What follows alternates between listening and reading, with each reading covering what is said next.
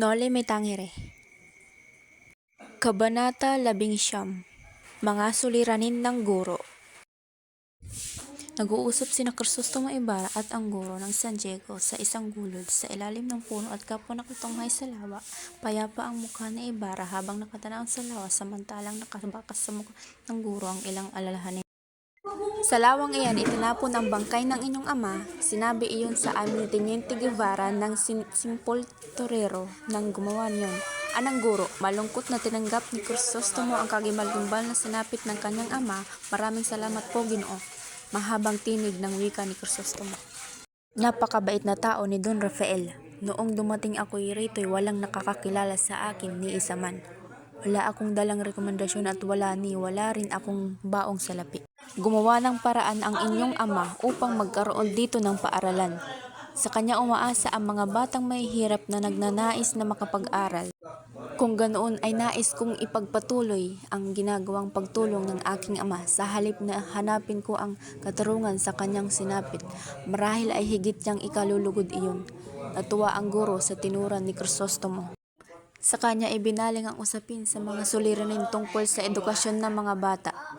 Nawalan sila ng interes sa pag-aaral dahil kulang sila sa paghihikayat mula sa kanilang mga magulang. At kung may mga bata namang may interes sa pag-aaral ay nagiging sagabal naman sa kanila ang kahirapan. Isa pa'y kailangang iwasto at maisaayos ang pagtuturo. Nakasanayan ng mga bata ang magsaulo sa halip na unawaing mabuti ang pinag-aaralan. Bakit hindi ninyo nagawang lutasin ang sularing iyan noon pa? Pinipilit ko po. Subalit dala ng maraming kakulangay ay hindi ito madaling nagawan ng solusyon. Paliwanag pa rin ng guro. Ano ba ang higit na makatutulong sa kanila? Naniniwala po ako na makatutulong kung ang mga batang magsisipag mag-aral ay magkakaroon ng isang gusali ng paaralan. Kadalasang ginaganap ang kanilang klase sa silong ng kumbento o sa tapat ng karwahe ng kura. Naistorbo ang kura kaya't madalas kaming nabubulyawan. Nararamdaman ko pong nababawasan ang paggalang sa akin ng mga bata sapagkat maging ako ay nabubulyawan ng kura sa harapan nila. Isa pa'y sinubukan ko silang turuan ng wikang Kastila at sila'y na may nangatuto ngunit ako'y ipinatawag ni Padre Damaso at ako'y kanyang hinamak. Pinagsalitian niya ako na huwag kung gamitan ng wikang Kastila ang aking pagtuturo.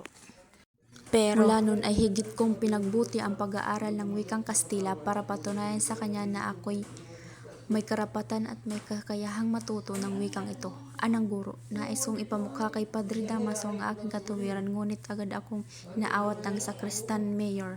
Tunay na makapangyarihan si Padre Damaso sapagkat siya'y maraming salapi at nakasandal na malaking korporasyon. Bukod pa siya'y pinakikinggan ng iba pang makapangyarihang dito sa Santiago. Ano ang magiging laban ko sa kanya? Gayong siya ang taga-pirma upang makuha ang aking kararampot na sweldo. Anong ipapakain ko sa aking ina? Matamang nakikinig si Crisostomo sa mga pahayag ng guro. Nagkasakit ako sa sama ng loob, lalo nang sabihin ng isa kong mag-aaral na siya'y masasakristan na labang sapagkat nakakapagbaba ng pagkatao ang pag-aaral. Ngunit sa kapila po ba ng lahat ay nasisiyahan kayong may mga natuturuan kayong mag-aaral? Opo.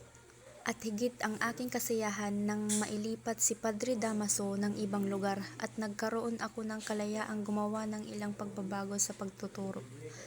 Nagturo ako ng kasaysayan at pagtatanim subalit muli akong ipinatawag ng kura dahil ang nais niya'y pawang mga katikismo lamang ang aking ituturo.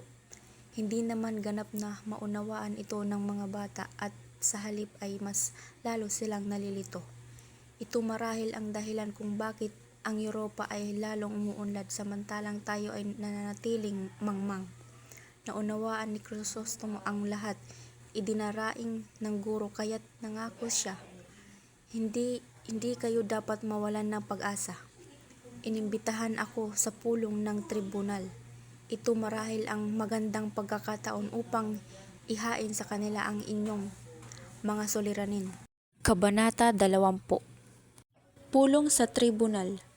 Dumalo si Crisostomo Ibarra kasama ang guro sa isang pulong ng tribunal. Nahati ang mesa, isang lugar na para sa mga matatanda at isang lugar para naman sa mga batang leader. Dumalo ang dalawang partido ng bayan ng nakasasalungat ng opinyon at isinulong ang Partido Konserbasyon ng binubuo ng mga matatanda at Partido Liberal na kinakabibilangan naman ng mga kabataan. Ang malaking bulwagan ng may dingding na bato ay may mga palamuting kurting pula at mga larawang galing Espanya. Si Don Filipo, ang teniente mayor, ay ang lider ng Partido Liberal. Kausap nito ang mga kabataang kasapi ng kanilang lapian. Tila nakakawalang tiwala at nakakapagduda ang ikinikilos ng ating kapitan. Hindi maaaring ipagliban ang usapin tungkol sa gastusin at baka tayo gahulin ng oras. Ilang araw na lamang ang nalalami bago sumapit ang kapistahan. Ang kapitan ay nagpaiwan sa kumbento para kausapin ang kura. Sumabat ang isa, walang problema iyon kung ang mananalo ay pawang mga kagustuhan ng matatanda. Kaya nga naisip kong ako ang magharap ng kahilingan ng mga matatanda, sagot ni Don Filipo. Hindi iyon naunawaan ng kanyang mga kausap. Totoong mahirap talunin ang matatanda, ngunit ako ang bahalang magharap ng ating mga plano, sabi ni Don Filipo sa mga kausap na kabataan. Paano ninyo gagawin iyon? Nakausap ko si Pilosopong Tasio at siya ang nagbigay sa akin ng dapat nating gawin upang magtagumpayan ang ating pinaplano at hindi manaig ang kagustuhan ng matanda. Naniniwala si Pilosopong Tasio na kakalabanin ng matanda anuman ang ating mungkahi, kaya't ang ibibigay nating mga plano ay mga bagay na hindi nating gustong mangyari. Tiyak na ipapatalo nila sa ating mga mapahiya na sa makakarami anuman ang planong ihain natin. Ang mananalo ay mga mukhahing laban sa atin. Wala silang kamalay-malay na ang planong ipinaplano nila ay siyang tunay nating balak. Ang totoo ay sa atin sila'y nayayamot at hindi sa tunay nating mungkahi. Pumasok na sa bulwagan si Crisostomo kasama ang guro, habang sa likuran naman nila ipaparating na rin ang kapitan. Si Kapitan Basilio ang unang nagpresenta magsalita sa pagpupulong dahil raw sa kahalagahan ng kanyang sasabihin. Si Kapitan Basilio ang unang nagpresentang magsalita sa pagpupulong dahil raw sa kahalagahan ng kanyang sasabihin. Bagamat ako ang unang magsasalita, hindi naman nangangahulugan na ang pinakahuli walang kwenta ang magiging pahayag, ani Kapitan Basilio. Kilalang mayaman sa San Diego si Kapitan Basilio, at mahigpit na karibal at kalaban ito ni Don Rafael sa lahat ng bagay. Naniniwala si Kapitan Basilio na mula nang mamatay si Sito Tomas de Aquino ay huminto siya sa pag-aaral sa kolehiyo ng San Juan de Letran ay hindi na umunlad pa ang sangkatauhan. Binigyang daan ang mga sasabihin ni Kapitan Basilio, subalit maligoy ang kanyang mga pananalita, puno ng mga matatalinghagang pahayag na walang kinalaman sa dapat pag-usapan at mga paulit-ulit na kaisipan.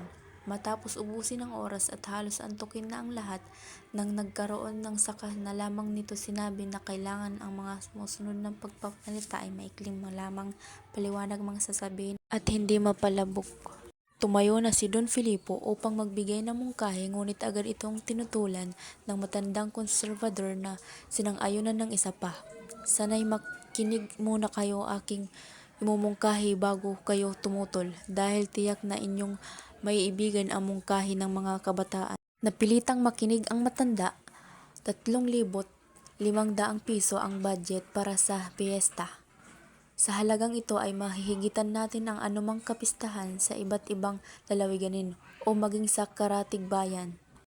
Hindi kami naniniwala ang ibang bayan ay may budget na 5,000 piso at ang kalapit bayan naman ay tig-4,000 piso.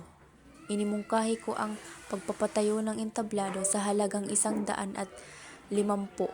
Isa ang sumabat. Hindi sapat iyon. Dapat ay gawing 200 piso, giit ni Don Filipo. Lahat ng mungkahi ni Don Filipo ay sinalungat ng mga matatandang konserbador hanggang sa iurong na ni Don Filipo ang mga na panukala at hinayaan na ang mga konserbador sa anumang mga mungkahi ng mga ito. Labis na ikinatuwa ng mga konserbador ang pakiramdam na sila'y nanalo na sa bawat mungkahi nilang taliwas sa mga kabataan. Huwag na tayo mag-aksaya ng pera sa mga pagpapalabas at mga walang kwentang paputok. Ano nang mapapala natin sa mga komedyang mangkahi ng Teniente Mayor? Mas makakabuting maglabas tayo ng dula sa pagtungkol sa ating mga kaugalian upang maiwasto ang masasamang bisyo't mapintasan. Anong mapapala natin sa labanan ng mga prinsipit barbaro? Tumayo ang isang kabataan, may 5 yugto at ang mariyak makiling, na may 9 na yugto, makabago at magpakipakipinabang ito. Mga Ginoo, maging sa pagtanghal ay hindi rin kailangan gumastos sa mga kasuotan. Kung gayon ay sasagutin ko na ang pagtatayo ng entablado, sabi ni Kapitan Basilio. Nagbibigay kani-kaniyang opinyon ang mga nagsidalo hanggang sa mapangsang-ayon na ito ng subalit may isang masalungat. Ngunit ang kura ay may planong iba. Hindi natin siya maaaring sulungatin sapagkat maaari tayong ipabilanggo sa alkalde mayor. Bakit hindi ninyo agad sinabi? Ano pa ang kabuluhan ng pagpupulong na ito? Babawiin na lamang natin ang aming mga naibigay na donasyon, anang isang kabataan. Hindi na maaari sapagkat ang lahat ng donasyon at abula ay naikapagkaloob na ayon kay Kapitan Basilio. Magsasakripisyo kami para sa isang mabuting bagay. Nagsasakripisyo na rin lang naman kayo para sa masama. Mangyayari ang inyong sinabi alang-alang sa isang layuning bagamat nawalan kayo ng karangalan sa pagtataguyod ng isang bagay na masama. Sabi naman ni Don Filipo. Nag-uusap sina Crisostomo Ibarra at ang guro. May gusto po ba kayong ipagbilin? Pupunta ako ng Kapitolyo. May kung anong pinaplano si Crisostomo Ibarra.